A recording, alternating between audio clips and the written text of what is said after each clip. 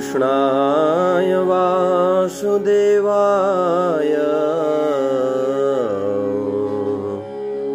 हरे परमात्मने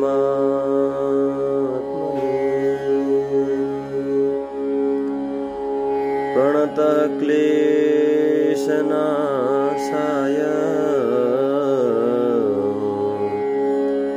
गोविन्दाय नमो नमः। सच्चिदानन्दरूपाय विश्वोत्पत्त्यादिहेतवे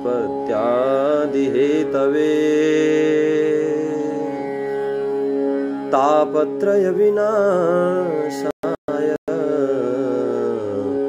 श्रीकृष्णाय वयं अकारण करुणा वरुणालय भक्तवांछा कल्पतरु कर्तुम अकर्तुम अन्यथा कर्तुम समर्थः भगवान। श्री कृष्ण को युगल चरण में कोटि कोटि नमन बंदन अर्पण गर्दै भगवान का दिव्य चरित्रहरू श्रवण गर्ने क्रममा आज श्रावण कृष्ण एकादशी को जसको नाम रहेको छ कामिका एकादशी व्रत रहेको छ। यस कामिका एकादशी व्रतको महात्म्यको चर्चा हामी यहाँ गर्न गइरहेका छौं। आदरणीय दर्शकवृन्द, सबैमा जय श्री राधेको न्यानो अभिवादन। यथासम्भव भगवत चर्चा सबै भक्त सज्जनको सामु पुगाउने प्रयासमा हामीहरू सज्जन सरिक रहनेछौं। यही शुभ आकांक्षाका साथमा जय श्री राधे।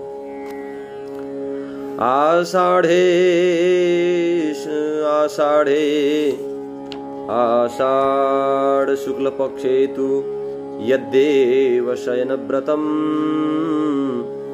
तन्मया श्रुत पूर्वं हि पुराणे बहुविस्तरम्। पुराणमा चर्चा गरे अनुसार यहाँ भक्त भागवत भक्त युधिष्ठिर भन्दै हुनुहुन्छ भगवान श्री कृष्णलाई कि आषाढ जो शुक्ल पक्षको जो महिमा छ त्यो दिव्य तौरबाट श्रवण गरियो। अब कृपा गरेर मलाई यो श्रावण कृष्णको महिमाको बारेमा चर्चा गरिदिनुहोस् प्रभु भनेर भन्दा तब भगवान श्री कृष्ण भन्नुहुन्छ श्रावणे कृष्ण पक्षे तु किं नाम एकादशी भवेत् एतद् कथय गोविन्द वासुदेव नमोस्तुते। शृणुराजन् प्रवक्ष्यामि व्रतं पाप प्रणाशनम् नारदाय पुरा राजन् पृच्छते च पितामह। नारदाय, हे राजन, युधिष्ठिर धर्म सम्राट राजा हुनुहुन्थ्यो। यसैले चाहिँ राजकाजहरू अथवा त्यतिखेरको जो समाज जो थियो अत्यन्त दिव्य र भद्र र सभ्य पनि थियो, संस्कार युक्त थियो। महाराज युधिष्ठिरले भगवान श्री कृष्णलाई यस्तो प्रश्न गरिसकेपछि अनि भगवान श्री कृष्ण भन्नुहुन्छ मर्जी हुन्छ यही चर्चा चाहिँ श्री भगवान भक्त नारदजीले आफ्ना पिता ब्रह्माजीलाई यो सोध्नु भएको थियो। नारदले के भन्नुभयो त भन्दा भगवान् श्रोतुमिच्छामि तत्तोऽहं कमलासन श्रावणस्याशिते पक्षे किं नाम एकादशीं भवेत् को देवः को विधिस्तस्या किं पुण्यं कथय प्रभो। हे प्रभु, मलाई कृपा गरेर मर्जी होस् कि यो श्रावणको जो कृष्ण पक्षको जो एकादशीको जो नाम छ यसको नाम चाहिँ के हो, यसको विधि चाहिँ के हो, यसको व्रत गर्नाले कस्तो प्रकारको चाहिँ पुण्य प्राप्ति हुने गर्दछ, कृपा गरेर मर्जी होस् भनेर नारदजीले आफ्नो ब्रह्माजीलाई भन्दा तब ब्रह्माजी भन्नुहुन्छ लोकानां हितकाम्यया शृणु नारद वक्ष्मि ते वक्ष्मि लोकानां हितकाम्यया। कुनै पनि पौराणिक दृष्टिमा या पुराणका चर्चाहरू या वेदका चर्चाहरू सार्वभौम सत्ताको जो संविधान हो त्यो वेद हो, पुराण पनि त्यसैको व्याख्या हो। यसलाई चाहिँ जनमानसमा पुगाउनका निमित्त सरस भक्ति युक्त बनाउनका निमित्त बनाइएको हो। त यिनीहरू केवल आफ्नो स्वार्थपूर्तिका लागि होइन, यिनीहरू त लोककाम्यया शृणु नारद वचन लोकानां हितकाम्य, आफ्नो व्यक्तिगत स्वार्थका लागि नभएर लोकको हितका लागि यो यस्तो प्रकारको चर्चा बताइएको छ। र अब यो श्रावण कृष्ण एकादशी को श्रवण मात्रले पनि वाजपेय फलम लभेत, जुन वाजपेय यज्ञ जो अश्वमेध यज्ञहरू छन्, यिनी यज्ञहरू यो कलिकालमा धेरै असम्भव छन्। धेरै असम्भव भएका कारणले तिनी एकादशी केवल यो एकादशीको व्रत गर्नाले मात्र त्यस्ता प्रकारका दिव्य अनुष्ठान, दिव्य जो ठुला ठुला यज्ञहरू छन् जसको हामीले कल्पना पनि गर्न सक्दैनौँ, विधि के हो त्यसको थाहा छैन र त्यसको चाहिँ जाने बाटो कस्तो हो, त्यसका लागि विद्वानहरू कति छन्, के छन्, कस्ता खालका आवश्यकता पर्दछन्, कर्ताले कस्ता प्रकारका चर्चाहरू गर्नुपर्दछ, तिनीहरू केही पनि हामीलाई थाहा छैन र यो कलिकालमा अत्यन्त असम्भव पनि भएका कारणले गर्दा त्यसैले चाहिँ त्यसलाई यस्तो प्रकारले चाहिँ चर्चा गरिएको छ कि असम्भव छ, ती विधिहरू गर्न असम्भव भएका कारणले गर्दा त्यसैले चाहिँ हामीले के गर्नुपर्दछ त भन्दाखेरिमा यो एकादशीको व्रत गर्नाले यी सम्पूर्ण चाहिँ प्राप्तिहरू हुने गर्दछन्, यी सम्पूर्ण प्राप्ति हुने गर्दछन्, यी सम्पूर्ण यज्ञको फल प्राप्ति हुने गर्दछ भनेर ब्रह्माजीले नारदजीलाई भन्दै हुनुहुन्छ। तस्याम यः पूजयेत् देवं शंख चक्र गदाधरम् श्रीधराख्यं हरिं विष्णुं माधवं मधुसूदनम्। श्रीधराख्यम, श्रीधर, हरि, विष्णु, माधव, मधुसूदन, शंख चक्र गदाधारी भगवान यी विष्णुका सबै यी सहस्त्र नाम अन्तर्गत पर्ने नामहरू र यस्ता प्रकारका पूजा गर्दाखेरि भगवानको यस्तो प्रकारको एकादशीको दिनमा दिव्य तवरले पूजा गर्ने हो भने अनन्त कोटि फल प्राप्त हुने गर्दछ, यस्ता प्रकारको चर्चा बताइएको छ। र यो व्रत जसले गर्दछ, जसले चाहिँ गंगाजीको स्नान गर्न सक्दैन, जसले काशी गएर चाहिँ भगवान विश्वनाथको दर्शन गर्न सक्दैन, अथवा नैमिष क्षेत्र नैमिषारण्य क्षेत्र गएर दर्शन गर्न सक्दैन, अथवा पुष्कर नामक पवित्र पावन पुण्य छन्, अथवा यी जति पनि धरतीमा रहेका केदार, कुरुक्षेत्र, राहुग्रस्त दिवाकरे भनेर भनिएको छ कि यो ग्रहण लागेको बेला यो सूर्य ग्रहणमा चाहिँ जुन फल केदारनाथमा र तथा यो कुरुक्षेत्रमा जुन फल प्राप्ति हुने गर्दछ त्यही फल प्राप्ति केवल यो व्रत गर्नाले मात्र प्राप्त हुन्छ। र कुम्भमा स्नान गर्नाले 12 वर्षमा एउटा यस्तो प्रकारको कुम्भ आउने गर्दछ, त्यो कुम्भमा पनि जो फल अथवा दर्शन, स्नान, दान, पुण्य गर्नाले जो फल प्राप्त हुने गर्दछ त्यो फल केवल यो कामिका नामक एकादशी व्रतले गर्नाले प्राप्त भइहाल्दछ, यस्तो प्रकारको चर्चा बताइएको छ। र कामिका व्रतकारी च युभौ समफलौ स्मृतौ प्रसूयमानं यो धेनुं दद्यात्सोपस्करां नरः। गौमाताको दानको महिमा अत्यन्त ठुलो बताइएको छ। विज्ञानले पनि प्रश्न पारिसकेको छ कि गाईको महिमा अत्यन्त पावन छ। गौमूत्रको जो विज्ञानता छ, गोबरको जो महानता छ र गाईको दूध जो अमृत छ, त्यसको जो गाईको घिउ, गाईको दही, यी अमृत पञ्चामृतहरू मध्ये केही चीजहरू यिनीहरू छन्, यिनीहरू अमृतहरू हुन्। यिनको महिमा अपरम्पार छ। हामीले नजानेर नबुझेर आज गौको अपमान गरिरहेका छौँ। गाईको दूधलाई चाहिँ हामीले बजारमा बेच्दछौँ, त्यहाँबाट अखाद्य पदार्थहरू ल्याएर हामीले खाने र पिउने गर्दछौँ।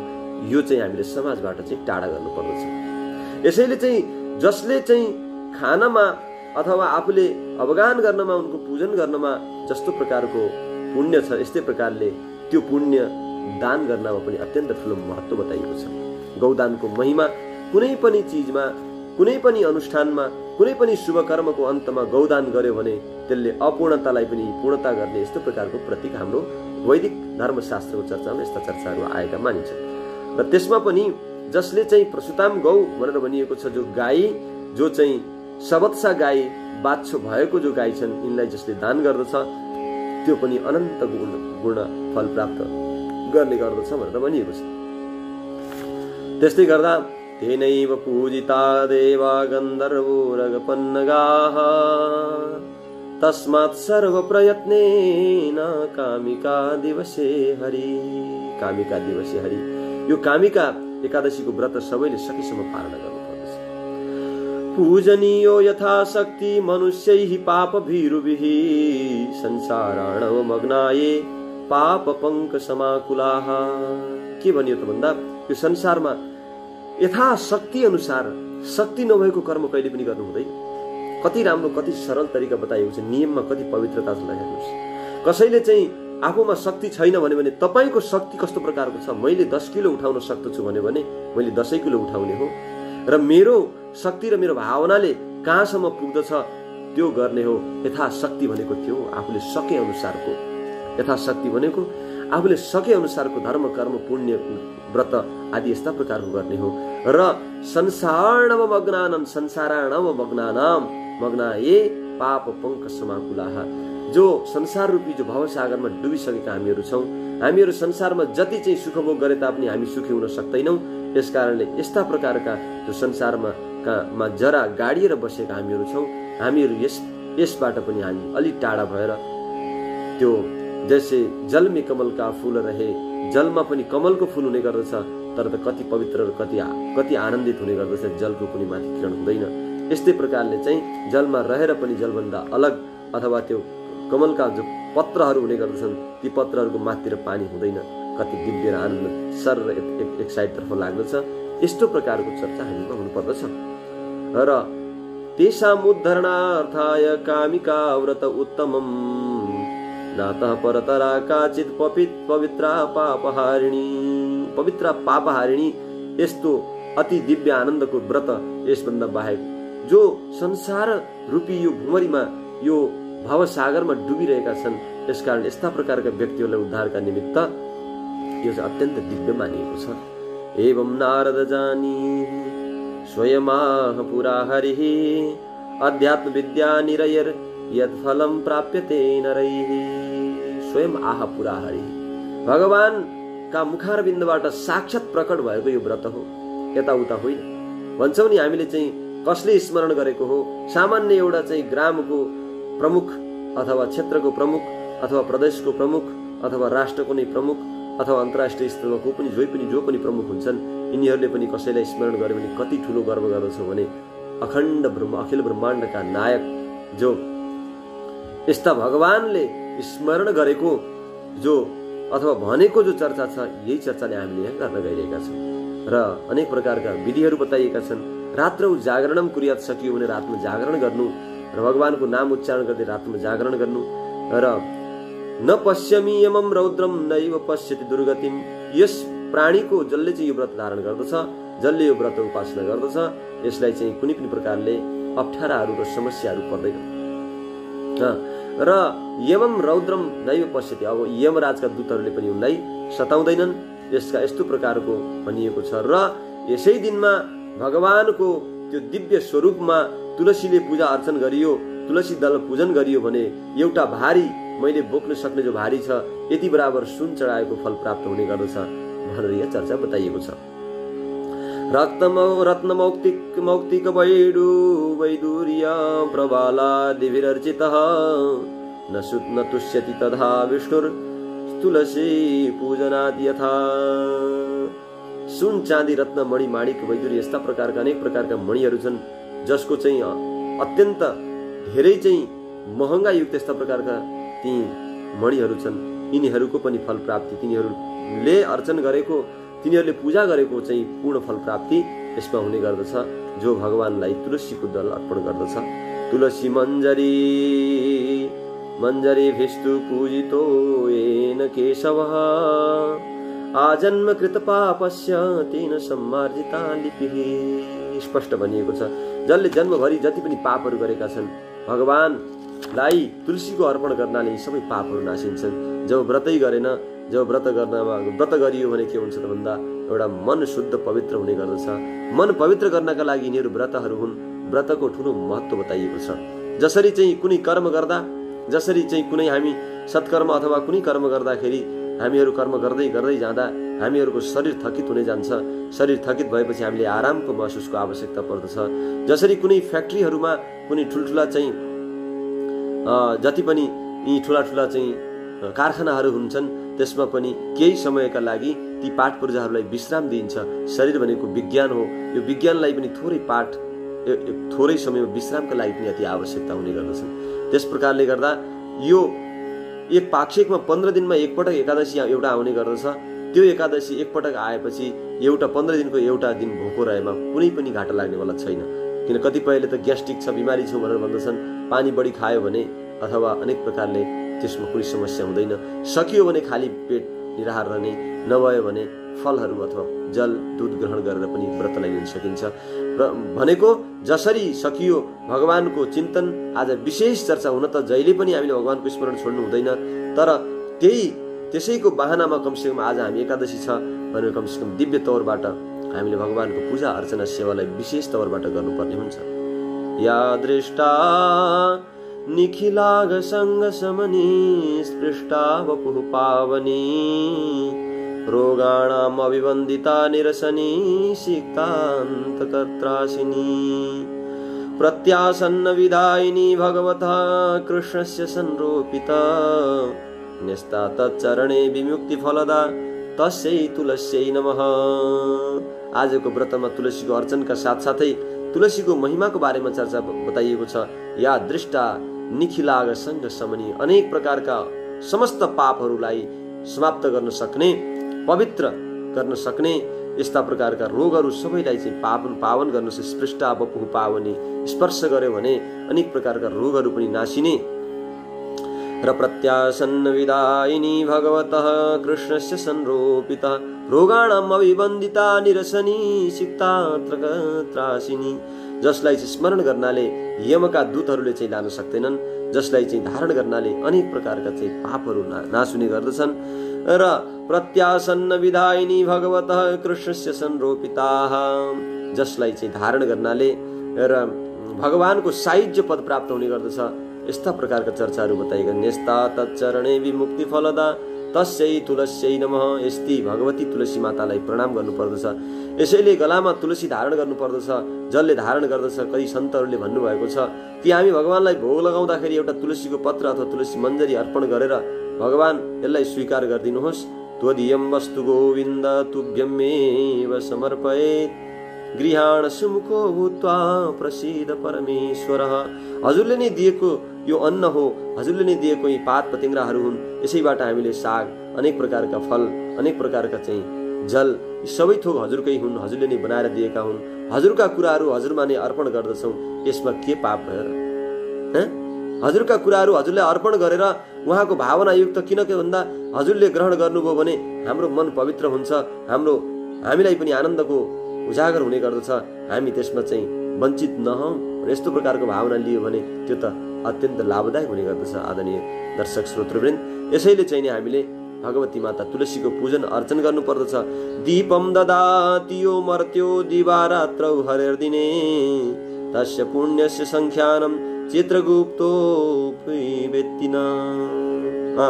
हामी जब गत एकादशीबाट हामीले चाहिँ यो दीपदानका कुराहरू बिहान बेलुका भगवती तुलसी देवीको चर्चा गर्ने अथवा त्यहाँ पूजन गर्ने यस्तो प्रकारको हामीले नियम बनाएका हुन्छौँ। चतुर्मास अवधिभरि त हर कसैले गर्दछ। त्यसपछि तुलसी विवाह हुन्छ, हरिबोधनी एकादशी व्रत आउँछ। त्यस दिन चाहिँ भगवती तुलसी माताको साथमा विवाह गर्ने गर्दछौँ। त्यसैले चाहिँ त्यस दिनसम्म त अनेक प्रकारले सबैजना त्यसको जल ग्रहण गर्नुहुन्छ तुलसीको। र साथै त्यसमा के गर्नुहुन्छ त भन्दाखेरिमा जल पनि ग्रहण गर्नुहुन्छ र त्यसको नित्य पूजन पनि गर्नुहुन्छ। र साँझ र बिहान पख दीपदान गर्नाले कस्तो प्रकारको फल प्राप्त हुन्छ भनेर भनिएको छ। दीपम ददाति यो मर्त्यो दिवारात्रौ हरिर्दिने, हरिको दिनमा अथवा जहिले पनि, जसले चाहिँ हरिको दिन त कुन दिन हुँदैन, हरिको दिन त जहिले पनि हुन्छ, त्यो सबै हरिका दिनहरू हुन्। यसैले तस्य पुण्यस्य संख्यानं चित्रगुप्तोपि वेत्तिनः, त्यसको चाहिँ जो महिमा छ, त्यो बत्ती बालेको जो महिमा छ, चित्रगुप्तले पनि महिमा त्यसको वर्णन गर्न सक्दैनन्। यस्तो भने कृष्णाग्रे दीपिता यस्तु ज्वलदेकादशी निशे पितरस्तस्य तृप्यन्ते अमृतेन दिवे स्थिताः। अनि जसले चाहिँ यो हरि दिन अथवा भगवानको यो दिव्य दिनमा, एकादशीको दिनमा, अरू दिन सम्भव भएन भने तापनि एकादशीको दिनमा दीपदान गर्यो भने त्यहाँ चाहिँ पितृहरू तृप्ति हुने गर्दछन्। पितरहरू भनेका हाम्रा पूर्वजहरू हुन्। हाम्रा पूर्वजहरूको चाहिँ कल्याणका निमित्त, हाम्रो कल्याणका निमित्त जीवन अर्पण गरे भने हामीले थोरै एउटा जल चढाउन, एउटा दीपदानमा किन कन्जुस्याइ गर्नु पर्यो? यस्ता प्रकारका चर्चा बताएका छन्। घिउको होस् या तेलको बत्ती होस्, यो यस्तो प्रकारले चाहिँ अनन्त पुण्य फलदायक भनेर भनिएको छ। यसैले चाहिँ हामी त्यसको पनि दान गर्नुपर्दछ। अयं तवाग्रे कथितः कामिका महिमा मया अतो नरैः प्रकर्तव्या सर्वपातकहारिणी। सबै पापलाई नाश गर्ने यस्तो प्रकारको कामिका एकादशी व्रतको महिमा मैले नारदजीलाई भने अथवा भगवानले साक्षात ब्रह्माजीलाई भन्नुभएको हो र भनेर ब्रह्माजीले चाहिँ यता नारदजीलाई भन्नुभएको छ र त्यही चर्चा चाहिँ भगवान श्रीकृष्णले यता युधिष्ठिरलाई भन्नुभयो। ब्रह्महत्या अपहरणी भ्रूण हत्या विनाशिनी त्रिदिवस्थान दात्री च महापुण्य फलप्रदाः। अहिलेसम्म जति पनि गरेका पापहरू छन् विधिवत तौरबाट यसको व्रत गर्नाले यस्ता प्रकारका चर्चाहरू नाशिने अथवा यी पापहरू नाशिने गर्दछन्। श्रुतम महात्म्यमेतस्या नरैः श्रद्धा समन्वितैः विष्णुलोकमवाप्नोति सर्वपापैः प्रमुच्यते। सबै पापहरूबाट टाढा हुने यस्तो प्रकारले चाहिँ महात्म्यको चाहिँ श्रद्धा भक्ति समन्वित भएर जसले चाहिँ यसको श्रवण गर्दछ, श्रवण गराउँदछ अथवा जनमानसमा प्रचार गराउँदछ भने यसका समस्त पापहरू चाहिँ नासिन्छन्। र श्रवण मात्र गर्ने होइन, श्रवण मात्र गरेर हुँदैन, यसलाई अवगाहन पनि गर्ने प्रयास गर्नुपर्दछ। सम्भवतः भयो भने यो व्रतलाई गर्ने प्रयास गर्नुपर्दछ। त ब्रह्म वैवर्त पुराण अन्तर्गत यो बताइएको चर्चालाई हजुरहरू सामु विसर्जन गर्ने अनुमति पाए। ओम सर्वे भवन्तु सुखिनः, सर्वे सन्तु निरामया, सर्वे भद्राणि पश्यन्तु मा कश्चित् दुःखभाग् भवेत्। ओम शान्तिः शान्तिः शान्तिः। ओम।